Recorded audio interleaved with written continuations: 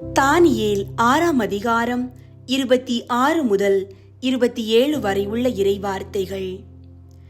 ஏனெனில் அவரே வாழும் கடவுள், அவர் என்றென்றும் நிலைத்திருக்கின்றார்.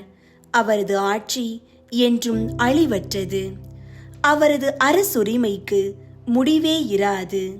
தானியேலை சிங்கங்களின் பிடியினின்று காப்பாற்றியவர் அவரே. அவரே மீட்பவர், விடுதலை அளிப்பவரும் அவரே. விண்ணிலும் மண்ணிலும் அரிய செயல்களையும் விந்தைகளையும் ஆற்றுபவர் அவரே.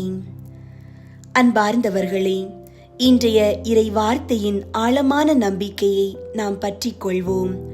அவரே வாழும் கடவுளானவர், என்றென்றும் நிலைத்திருப்பவர். அவருடைய அரசாட்சிக்கு முடிவே இல்லை.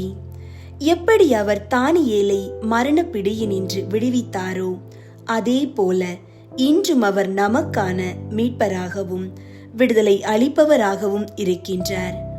உங்கள் வாழ்க்கையின் சவால்களையும் பயங்களையும் ஒரு சிங்க குகை போல் நீங்கள் உணர்ந்தாலும், அரிய செயல்களை செய்யும் ஆண்டவரின் கரம் உங்களை காக்கும் என்பதில் உறுதியாயிருங்கள். விண்ணிலும் மண்ணிலும் விந்தைகளை செய்யும் அவருடைய வல்லமை உங்கள் வாழ்விலும் அதிசயங்களை செய்ய தயாராக இருக்கின்றது. இந்த நாள் முழுவதும் அவருடைய நித்தியமான பாதுகாப்புடன் கூடிய தைரியம் உங்களை வழிநடத்தட்டும். நித்திய கடவுளே, நீர் என்றென்றும் நிலைத்திருக்கின்றீர். உம் ஆட்சி முடிவற்றது என்ற நம்பிக்கையுடன் இந்த நாளை தொடங்குகின்றோம்.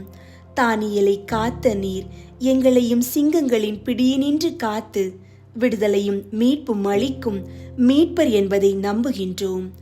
அரிய செயல்களை செய்யும் உம்முடைய வல்லமை எங்கள் வாழ்வில் அதிசயங்களை செய்யட்டும். உமது நித்திய பாதுகாப்பின் கீழ் நாங்கள் தைரியமாக வாழ எங்களுக்கு உதவி செய்யும். ஆமீன்.